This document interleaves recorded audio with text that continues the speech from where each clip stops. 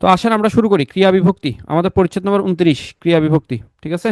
আহ, দেখেন, ক্রিয়ার দুইটা অংশ থাকে। প্রশ্ন আসতে পারে ক্রিয়ার কয়টা অংশ থাকে, উত্তর হচ্ছে ক্রিয়ার দুইটা অংশ থাকে। একটা হচ্ছে ধাতু আর একটা ধাতু বা ক্রিয়ামূল, আর দ্বিতীয় অংশের নাম হচ্ছে ক্রিয়া বিভক্তি। ক্রিয়ামূলের সঙ্গে যেসব লগ্নক যুক্ত হয়, ক্রিয়ামূলের সাথে যেসব লগ্নক হয়ে যুক্ত হয়ে ক্রিয়ার কাল ও পক্ষ নির্দেশিত হয় সেগুলোকে ক্রিয়া বিভক্তি বলে। যেমন দেখেন, পড়ছি, আবার পড়ছিলাম। ঠিক আছে। তো আপনার হচ্ছে বা পড়বেন, হ্যাঁ। তো এগুলো কি নির্দেশ করছে, এক একটা সময় নির্দেশ করছে। ঠিক আছে। আহ, তাহলে এই যে পড়ছিলাম, পড়ছি, পড়বো, এগুলোকে ক্রিয়া বিভক্তি বলে। অধিকাংশ বাংলা ক্রিয়া দুইটা রূপ আছে, একটা হচ্ছে সাধারণ রূপ আর একটা হচ্ছে প্রযোজক রূপ। একটা হচ্ছে সাধারণ রূপ আর একটা হচ্ছে প্রযোজক রূপ। অধিকাংশ বাংলা ক্রিয়া দুইটা রূপ থাকে, একটা হচ্ছে সাধারণ রূপ আর একটা হচ্ছে প্রযোজক রূপ। উভয় রূপের সঙ্গে বিভক্তির হচ্ছে রূপ আলাদা। এখানে নিচে একটা সারণী দিয়ে আপনার হচ্ছে এগুলো দেখানো হয়েছে। এটা সহজ জিনিস, কঠিন কিছু না, একেবারেই সহজ। আহ, দেখেন, সাধারণ বর্তমানকালে আমি কি লিখি, আমি কাজটা করি। তুই হইলে সাধারণ বর্তমানে তুমি হইলে কি, তুমি কাজটা করো। তুই হইলে তুই কাজটা করিস। সে হলে সে কাজটা করে। আপনি হলে আপনি কাজটা করেন। আর ঘটমান বর্তমানে করিটা ঘটমান বর্তমানে কি, করছি। তুমি থাকলে তুমি করছো, তুই থাকলে করছিস, সে থাকলে সে কাজটি করছে, তিনি বা আপনি থাকলে আপনি কাজটি করছেন। ঠিক আছে। অর্থাৎ আপনি দেখেন, কালের সাথে এবং হচ্ছে আমার যে পুরুষ আছে, পুরুষ অনুযায়ী ক্রিয়ার রূপটা কি হচ্ছে, চেঞ্জ হচ্ছে। দেখেন, প্রজ্ঞা বর্তমানে আমার যে পুরুষ আছে, ঠিক আছে, উত্তম পুরুষের সাথে আপনার হচ্ছে কোনো কি নাই, প্রয়োগ নাই। কেন প্রয়োগ নাই? নিজেকে নিজে তো অনুজ্ঞাবাণী কি, অনুজ্ঞাবাণী হচ্ছে কাউকে আদেশ উপদেশ দেয়া। নিজেকে নিজে তো আমরা আদেশ বা উপদেশ দিই না, অন্য কাউকে দিই। তার মানে তুমি কাজটি করো, তুই কাজটি করিস, সে কাজটি করুক, আপনি কাজটি করুন। ঠিক আছে। এইভাবে করে সাধারণ অতীত আছে, ঘটমান অতীত আছে, এগুলো আশা করছি পারবেন।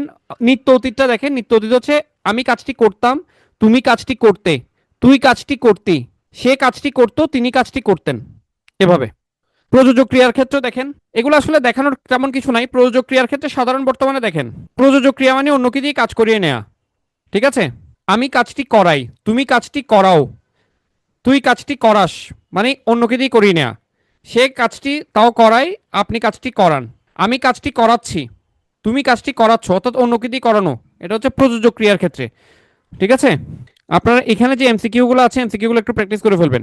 যেমন ক্রিয়ার প্রথম অংশকে কি বলে বলেন তো, ক্রিয়ার প্রথম অংশকে কি বলে, কি বলে ক্রিয়ার প্রথম অংশকে কি বলে, ধাতু বলে। ক্রিয়ার দ্বিতীয় অংশকে কি বলে, এটা থেকে খুব বেশি প্রশ্ন আসবে না। ক্রিয়ার দ্বিতীয় অংশকে কি বলে, ক্রিয়া বিভক্তি বলে। আমি কালে এখনো যাই নাই, কালে গেলে ওখানে দেখবেন এটা।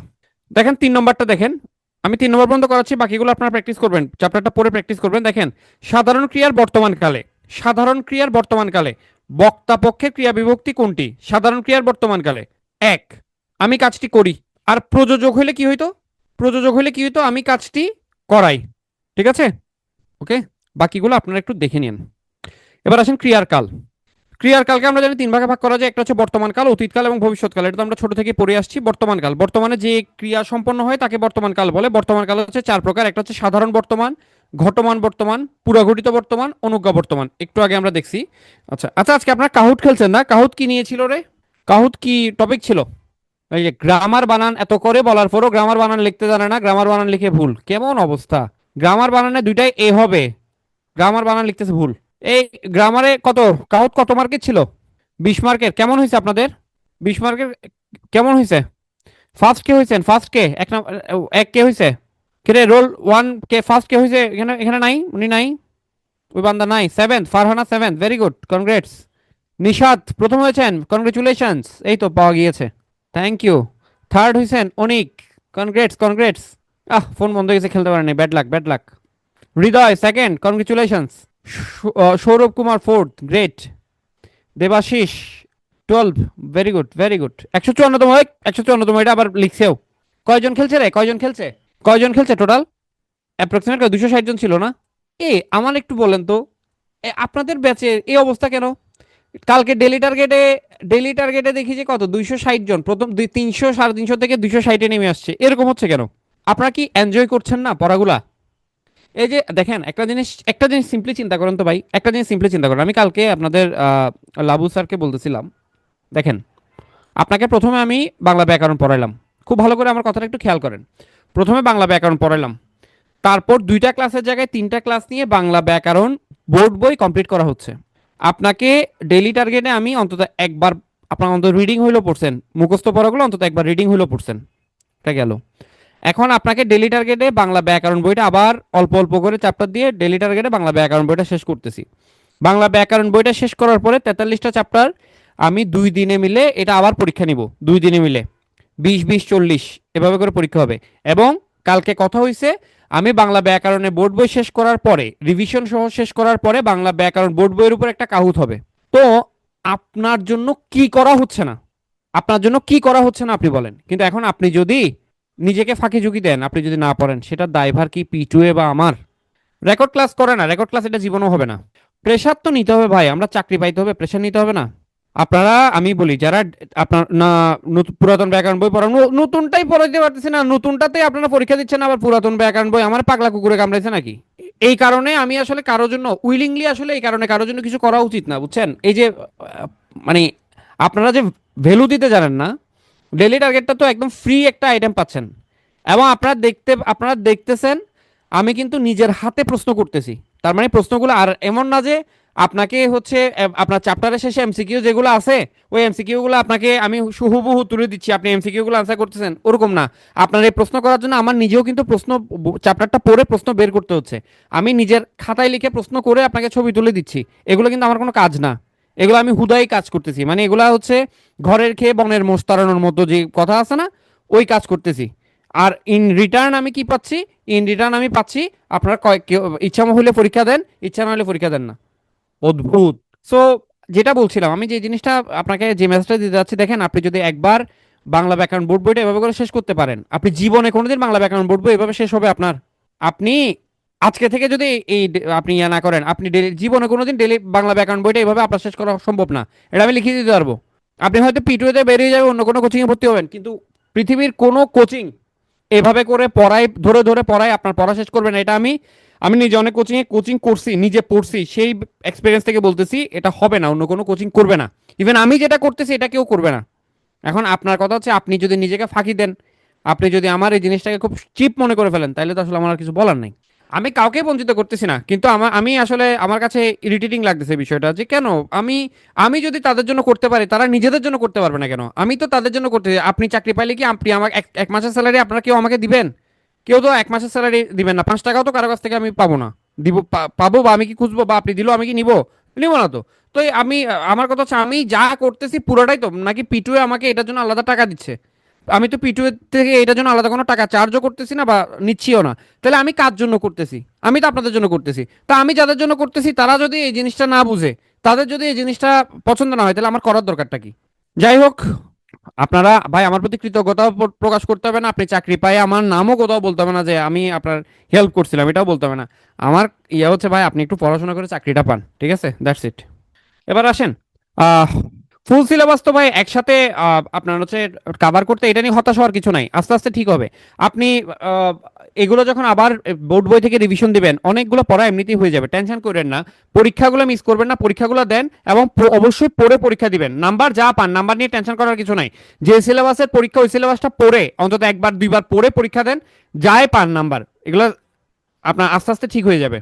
আচ্ছা, আসেন আমরা ক্রিয়ার কাল বা টেন্সটা একটু দেখে ফেলি। ওকে, আর আলোচনা না, আমিও যথেষ্ট টায়ার্ড, আজকে সারাদিন অফিসে এক্সট্রিম লেভেলের ব্রেইনের কাজ করছি। সো মানে আমি একটু রিল্যাক্স দরকার। আমিও ক্লাসটা তাড়াতাড়ি শেষ করে আমি হচ্ছে আপনাদের প্রশ্নটা করে দিয়ে তারপর আমি একটা রেস্টে চলে যাব, ঠিক আছে? আপনাদের প্রতি একটা ইয়া ছিল, যেটা বিষয় সেটা হচ্ছে, ওভারঅল এতগুলো কথা বলার পেছনে কারণটা হচ্ছে আপনারা কিন্তু টেক্সট বুকের উপরে আরেকটা কাহুত হবে, ঠিক আছে? সো আপনারা টেক্সট বুকটা যেভাবে আমি দিচ্ছি ওভাবে করে শেষ করে ফেলেন, আপনাদের উপকার হবে। ওকে, আছেন তাহলে। বর্তমান কাল আমরা দেখতেছি, বর্তমান হচ্ছে 4 প্রকার। একটা হচ্ছে সাধারণ বর্তমান, ঘটমান বর্তমান, পুরাঘটিত এবং অনুজ্ঞা বর্তমান। সাধারণ বর্তমান আমরা জানি নিয়মিতভাবে যেটা ঘটতেছে সেটা সাধারণ বর্তমান বলে। ঘটমান বর্তমান মানে হচ্ছে প্রেজেন্ট কন্টিনিউয়াস টেন্স, যে কাজটা এই মুহূর্তে চলতেছে। এগুলো ইংরেজি টেন্সের আদলে দেখবেন, তাহলে ইজি হয়ে যাবে। যে কাজটা বর্তমানে চলতেছে সেটা হচ্ছে ঘটমান বর্তমান। পুরাঘটিত বর্তমান হচ্ছে যে কাজটা যে এই মাত্র সম্পন্ন হয়েছে, মানে কিছুকাল আগে সম্পন্ন যেটা হয়েছে সেটাকে হচ্ছে কি বলতেছে, আমরা পুরাঘটিত বর্তমান বলছি। হ্যাঁ, করেছি, ফিরেছি, বাংলা ক্রিয়া শেষে করেছি, হ্যাঁ, বা এই ধরনের ইয়াগুলো থাকে, ক্রিয়া বিভক্তিগুলো থাকে। এবার অনুজ্ঞা বর্তমানটা দেখেন, অনুজ্ঞা বর্তমানটা কি বলছে? হ্যাঁ, অনুজ্ঞা বর্তমানকালে, এটা পরীক্ষাতে আসবে। বর্তমানকালে বক্তার আদেশ, অনুমতি, অনুরোধ, প্রার্থনা, আমন্ত্রণ, আশীর্বাদ, অভিশাপ বুঝালে বর্তমানকালে কিন্তু সেটাকে অনুজ্ঞা বর্তমান বলে। যেমন তাড়াতাড়ি কাজটি করো। আচ্ছা, আপনাকে যদি বলা হয় অনুজ্ঞা বর্তমানটাকে, আপনাকে যদি কি বলা হয় সাধারণ বর্তমানে ট্রান্সফার করতে হয়, তখন হবে কি তাড়াতাড়ি কাজটা করো, তাড়াতাড়ি কাজটা করা উচিত, এমন আর কি। ঠিক আছে, তাহলে অনুজ্ঞা বর্তমান হচ্ছে যে আদেশ, উপদেশ এ ধরনের বুঝাবে। এবার আসেন অতীতকাল। অতীতকালও সেম, সাধারণ অতীত, ঘটমান অতীত এগুলো আপনারা জানেন, পাস্ট কন্টিনিউয়াস। পুরাঘটিত অতীত হচ্ছে পাস্ট পারফেক্ট। নিত্য অতীতটা আমাদের দেখতে হবে, নিত্য অতীতটা দেখতে হবে আমাদের। সাধারণ অতীত, অতীতকালে যে কাজ সম্পন্ন হয়ে গিয়েছে বোঝায়, তাকে সাধারণ অতীত বলে। তারা সেখানে বেড়াতে গেল, মানে গিয়েছিল এটা আর কি, তখন বাতিতে জ্বলে উঠলো, এরকম। ঘটমান অতীত তো আপনারা বুঝতেছেন। পুরাঘটিত অতীত, দেখেন পুরাঘটিত অতীতের শেষে লে বা লাম এই ক্রিয়া বিভক্তিগুলো যুক্ত থাকে। ঠিক আছে, আর নিত্য অতীত মানে হচ্ছে দেখেন আমরা ওই যে আনরিয়াল পাস্ট, যেটা দেখেন খুব সকালে ঘুম থেকে উঠতাম, বা অতীতকালের কোনো অভ্যাস বোঝালে সেটাকে নিত্য অতীত বলে। অতীতকালে প্রায়ই ঘটতো বা অতীতকালের কোনো অভ্যাস বোঝালে সেটাকে নিত্য অতীত বলে। ভবিষ্যৎ, সাধারণ ভবিষ্যৎ মানে ভবিষ্যৎকালে যেটা হবে সেটা সাধারণ ভবিষ্যতের মধ্যে পড়বে। ঘটমান ভবিষ্যৎ মানে ভবিষ্যতে যেটা করতে থাকবে। ঠিক আছে, ঘটমান বর্তমান মানে ভবিষ্যৎ মানে এই যেটা ভবিষ্যতে ঘটতে থাকবে। অনুজ্ঞা ভবিষ্যৎ মানে যে ক্রিয়া দিয়ে ভবিষ্যৎকালের আদেশ উপদেশ বুঝায় সেটাকে হচ্ছে অনুজ্ঞা ভবিষ্যৎ বলে। আচ্ছা, এবার আমাকে একটু একটা দেখি, আপনাদের আইকিউ লেভেলটা একটু দেখি। অনুজ্ঞা অতীত নাই কেন? অনুজ্ঞা বর্তমানও আছে, অনুজ্ঞা ভবিষ্যৎও আছে, কিন্তু অনুজ্ঞা অতীত নাই কেন? অনুজ্ঞা অতীত নাই কেন? ক্যান এনিওয়ান দেখি? Very good. অতীতে কি কিছু, অতীতে তো আদেশ করা কি নয়, পসিবল না। পাস্টে গিয়ে তো আমরা কেউ কাউকে আদেশ বা উপদেশ দিতে পারি না। ঠিক আছে, ঠিক আছে, আমি কি বুঝাতে পারছি? তার মানে অনুজ্ঞা ভবিষ্যৎ সম্ভব, অনুজ্ঞা বর্তমানও সম্ভব, কিন্তু অনুজ্ঞা অতীত সম্ভব না। ঠিক আছে, এই চ্যাপ্টারটা শেষ হলে আপনাদের কাছ থেকে একটা ফিডব্যাক নিব। দেখেন ক্রিয়ার কালের বিশিষ্ট প্রয়োগ, ক্রিয়ার কালের বিশিষ্ট প্রয়োগের মধ্যে দেখেন অনেক সময় ক্রিয়া বিভক্তি যে কালের হয়, ঘটনা সে কালের হয় না, এগুলো ক্রিয়ার কালের বিশিষ্ট প্রয়োগ। দেখেন আমি গত বছর পরীক্ষা দিয়েছিলাম, আমি গত বছর পরীক্ষা দিয়েছি, খেয়াল করেন প্রথম বাক্যে ক্রিয়ার কাল অতীত আর ক্রিয়া ঘটার সময় অতীতের, এটা ঠিক আছে, কিন্তু দ্বিতীয় বাক্যে ক্রিয়ার কাল বর্তমান কালের দিয়েছি মানে প্রেজেন্ট পারফেক্ট, কিন্তু ক্রিয়া ঘটার সময় হচ্ছে অতীতের। দ্বিতীয় বাক্যটি ক্রিয়া কালের বিশিষ্ট প্রয়োগের নমুনা। ঠিক আছে, যেমন সাধারণ বর্তমান কালের, দেখেন সাধারণ বর্তমান কালের ক্রিয়া বিশিষ্ট প্রয়োগ দেখেন, ঈশ্বরচন্দ্র বিদ্যাসাগর 1891 সালে মৃত্যুবরণ করেন। এখন দেখেন ঘটনা অতীতের, কিন্তু ক্রিয়ার কাল করেন মানে কাজটি করেন, দেখেন ক্রিয়ার কাল হচ্ছে বর্তমান কালের। আমি করেছিলেন যদি বলতাম তাইলে অতীত কালের হইতো, যেহেতু করেন বলছি এটাকে বলছে ক্রিয়ার কালের বিশিষ্ট প্রয়োগ। ঠিক আছে, যেমন দেখেন সবাই যেন সবাই উপস্থিত হাজির থাকে, তাহলে হাজির থাকে মানে ভবিষ্যতের কথা, কিন্তু থাকে ক্রিয়াটা দ্বারা বর্তমানকে বোঝাচ্ছে, অর্থাৎ ঘটনা ভবিষ্যতের কিন্তু ক্রিয়ার কাল বর্তমানের। দেখি এক নম্বর আনসার কি হবে বলেন, কোনটা? এটা বুঝিনি। আচ্ছা দেখেন একটু দাঁড়ান, আমি একটু বুঝাই দিই। ধ্রুব, ধ্রুব 1953 সালে, ধ্রুব 1953 সালে একটি মেয়েকে ভালোবেসেছে। ভালোবাসে, বেসেছে না, ভালোবাসে, মনে করেন ভালোবাসে। এখন আমি যদি বলি সে ভালোবাসে, এটা কোন কাল বলেন তো? সে ভালোবাসে এটা কোন কাল? সে ভালোবাসে এটা কোন কাল? বর্তমান কাল না? বর্তমান কাল। কিন্তু দেখেন আমি এখানে বলছি ধ্রুব 1953 সালে একটি মেয়েকে ভালোবাসে, মানে এটা আমি আসলে কি বুঝাতে চাচ্ছি, সে ভালোবেসেছিল তাহলে ঘটনা অতীতের, কিন্তু আমি ক্রিয়া ইউজ করছি কোনটার? বর্তমানের। এটাকে বলা হচ্ছে ক্রিয়ার কালের বিশিষ্ট প্রয়োগ, অর্থাৎ ঘটনা যে কালের, ক্রিয়ার কাল যদি ওই কালের না লিখি আমরা, সেটাকে বলা হচ্ছে ক্রিয়ার কালের বিশিষ্ট প্রয়োগ। মিস্টার ধ্রুব আপনি বুঝছেন কিনা বলেন? অর্থাৎ ঘটনা যেটা ইন্ডিকেট করছে কাল, মানে ভার্ব বা ক্রিয়াপদ যদি সেই কালে না হয় তখন সেটাকে কি বলা হচ্ছে? এখন আর যদি কথা না বলেন তাইলে কেমন হবে? ওকে, ঠিক আছে।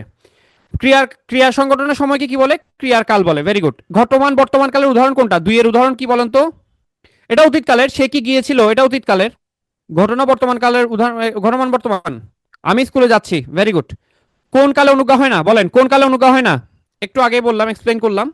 3, কাজটি চলছে এখনো শেষ হয়নি, এরকম বুঝাইলে সেটা কোনটা? ঘটমান বর্তমান না? কাজটি চলছে, কাজটি চলছে। আমার আশীর্বাদ নিও, এটা কোন কোন কালের? অনুজ্ঞা বর্তমান। 6 নম্বরটা কি? আজ বিকেলে যদি সুমন আসতো মজা হতো, আজ বিকেলে যদি সুমন আসতো মজা হতো। 6 নম্বর, আজ বিকেলে যদি সুমন আসতো মজা হতো। তো এখানে আপনাদের জাতি দ্বিধা বিভক্ত হয়ে গেল কেন এই কোশ্চেনের আনসার করতে গিয়ে?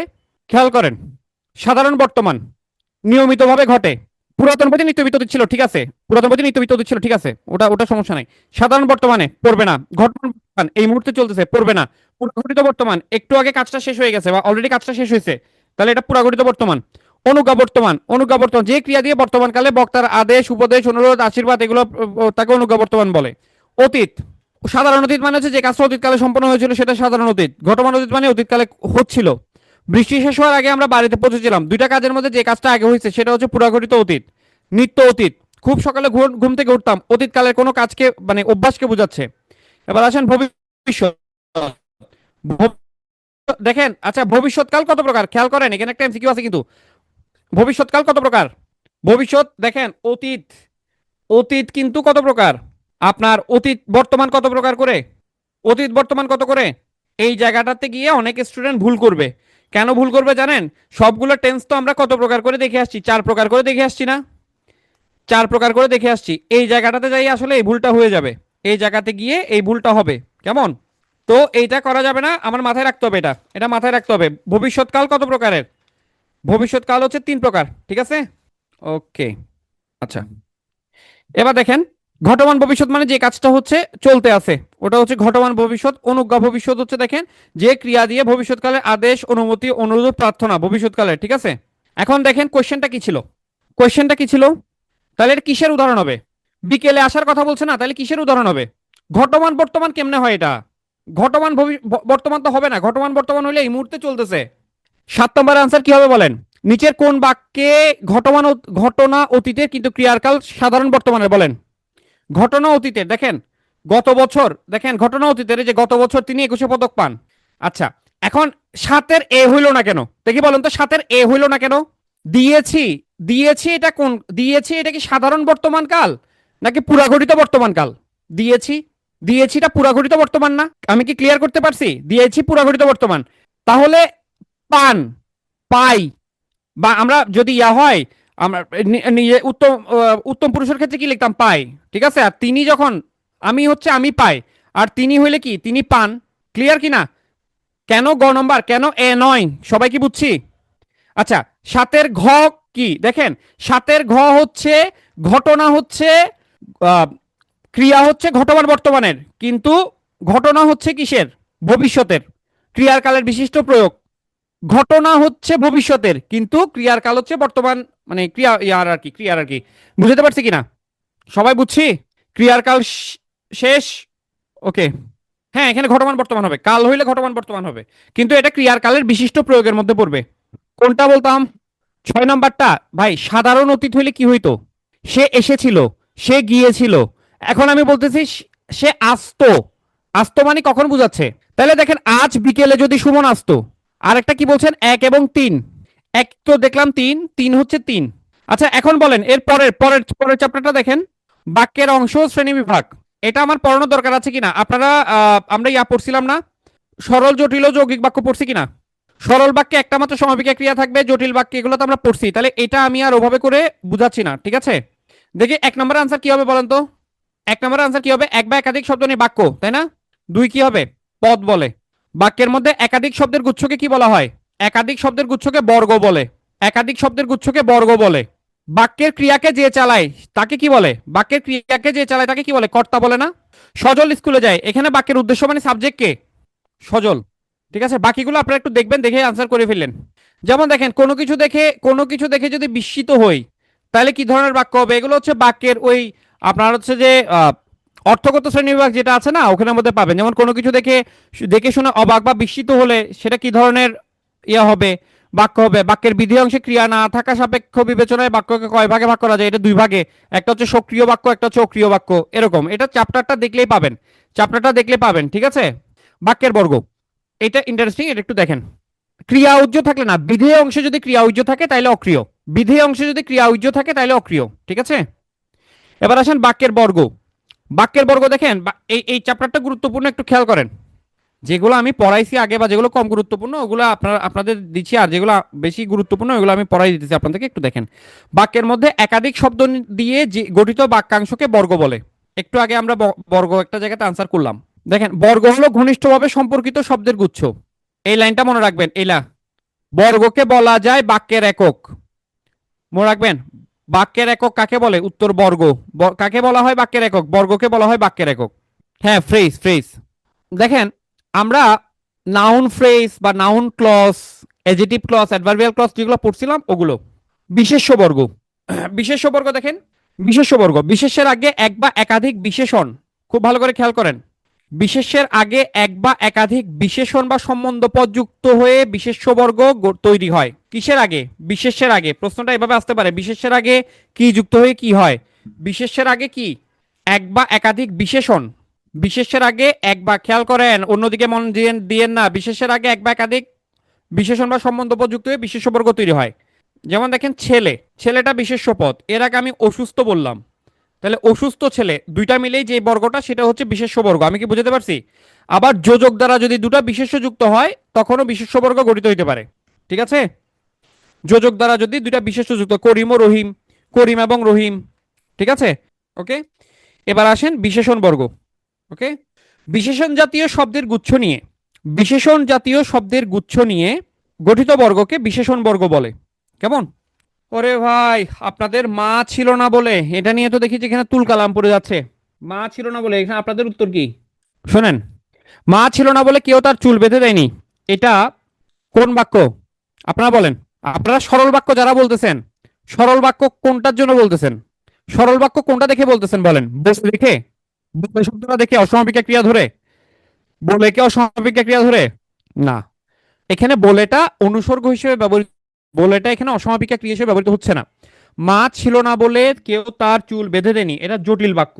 তাই, ভেরি গুড, ভেরি গুড, বলে বলতে তাই।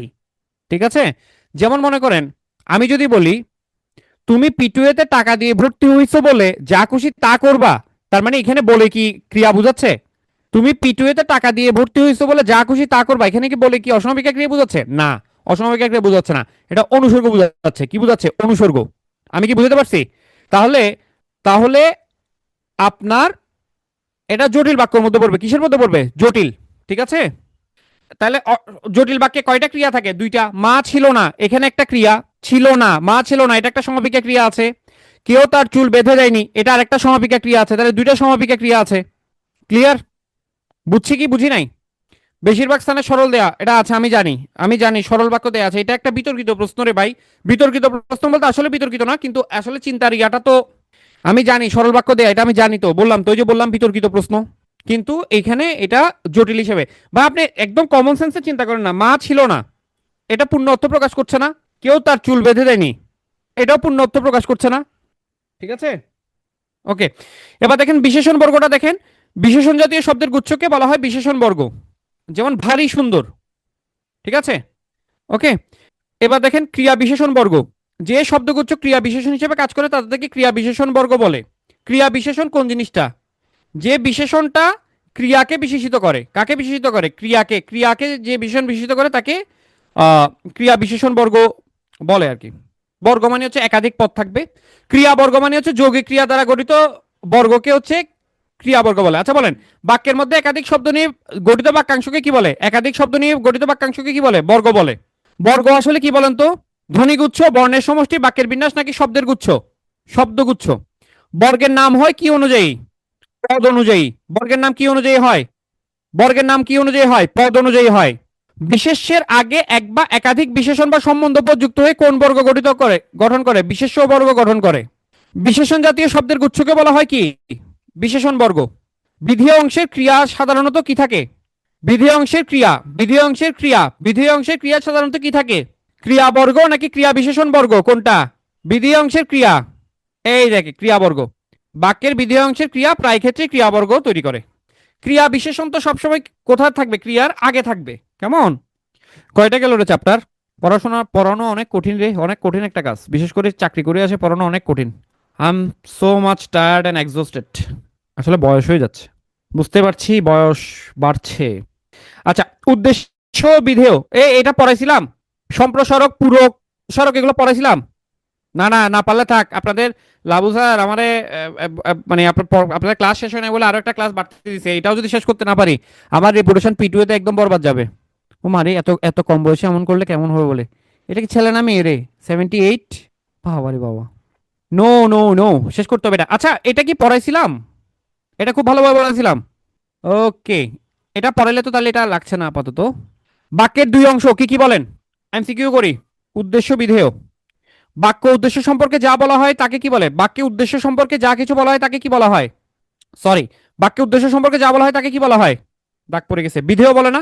বাক্যে উদ্দেশ্য সম্পর্কে যা বলে তাকে কি বলে? বিধেয় বলে। দাগ পড়ে গেছে, সরি। বাক্যে যাকে উদ্দেশ্য করে কিছু বলা হয় তাকে কি বলে? যাকে উদ্দেশ্য করে কিছু বলা হয় তাকে কি বলে? তাকে উদ্দেশ্য বলবে আর কি। যাকে উদ্দেশ্য করে কিছু বলা হয় তাকে উদ্দেশ্য বলবে। উদ্দেশ্য বিধেয়কে প্রসারিত করা হয় যেসব শব্দ বা বর্গ দিয়ে তাদেরকে কি বলে? প্রসারক বলে। তাদেরকে কি বলে? প্রসারক বলে। ঠিক আছে, ভুল হইলে আপনারা মার্ক করে দিবেন যে স্যার ভুল বলতেছেন। প্রসারক। বিধেয় ক্রিয়ার বিশেষ অংশকে কি বলে? পূরক বলে না? বিধেয় ক্রিয়ার বিশেষ অংশকে পূরক বলে, শিখাইছিলাম এটা, পূরক বলে। বাংলা বাক্যে উদ্দেশ্য কোথায় বসে? বাংলা বাক্যে উদ্দেশ্য কোথায় বসে? বাংলা বাক্যে উদ্দেশ্য কোথায় বসে? জাতি দ্বিধা বিভক্ত। কেউ বলতেছে যে কোনো জায়গায়, কেউ বলতেছে শুরুতে। চলেন এটা একটু ফাইন্ড আউট করার ট্রাই করি। বাক্যকে উদ্দেশ্য বিধেয় দুই অংশে ভাগ করা যায়। বাক্যে যাকে উদ্দেশ্যে কিছু বলা হয় তাকে উদ্দেশ্য বলে। তারপর হচ্ছে কি, বাক্যে উদ্দেশ্য সম্পর্কে যা বলা হয় তাকে বিধেয় বলে। বিধেয় অংশে সাধারণত ক্রিয়া থাকে। বিধেয় অংশে ক্রিয়া থাকে, এটা ভালো করে মনে রাখবেন। বাক্য দীর্ঘতর হলে উদ্দেশ্য বিধেয় অংশে নানা ধরনের শব্দ ও বর্গ প্রয়োগ হতে পারে। উদ্দেশ্য বিধেয়কে এসব শব্দ ও বর্গ প্রসারিত করে বলে এগুলোর নাম হয় প্রসারক। এছাড়া বিধেয় ক্রিয়ার বিশেষ অংশকে বলা হয় পূরক। কেমন কেমন? আহ উদ্দেশ্য বিধেয়ের অবস্থান বদলে যেতে পারে। উদ্দেশ্য বিধেয়ের অবস্থান বদলে যেতে পারে। দেখেন উপর বাক্যে চিনি, দেখেন শর্করা প্রথমে বসেছে এবং মাঝখানে বসেছে। বিধেয় অংশে ক্রিয়া তৈরি হয়েছে, শেষে বসেছে। অন্যদিকে দ্বিতীয় বাক্যে উদ্দেশ্য শেষে বসেছে, ঠিক আছে, মাঝখানে বসেছে। সাধারণত উদ্দেশ্যের পূর্বে উদ্দেশ্যের প্রসারক এবং বিধেয়ের পূর্বে বিধেয়ের প্রসারক বসে, তবে বিধেয়ের স্থান ও কাল সংক্রান্ত প্রসারক উদ্দেশ্যের পূর্বেও বসতে পারে। তাইলে বলেন, এবার আপনারা বলেন উদ্দেশ্য কোথায় বসবে বলেন, আপনারা বলেন। দেখেন এই লাইনটা আবার আবার তাও ভুল বলছেন, একটু খেয়াল করেন, একটু খেয়াল করেন। দেখেন, উদ্দেশ্য ও বিধেয়ের এই অবস্থান বদলে যেতে পারে কিভাবে? দেখেন, চিনি ও শর্করা এইসব মিলিয়েই তৈরি হয়। চিনি ও শর্করা এইসব মিলিয়েই তৈরি হয়। এই বাক্যকে এভাবেও লেখা যেতে পারে, এইসব মিলিয়েই তৈরি হয় চিনি ও বা শর্করা। তাহলে দেখেন, প্রথম বাক্যে উদ্দেশ্য হচ্ছে চিনি বা শর্করা প্রথমে বসেছে, বিধেয়ের প্রসারক এইসব নিয়ে মাঝখানে বসেছে এবং বিধেয়ের ক্রিয়া তৈরি হয় শেষে বসেছে। অন্যদিকে দ্বিতীয় বাক্যে উদ্দেশ্য চিনি বা শর্করা শেষে বসেছে। ঠিক আছে, তার মানে কি হবে? এটা আনসার কি হবে? যে কোনো স্থানে হবে, যে কোনো স্থানে হবে। ঠিক আছে, বুঝছি কি না?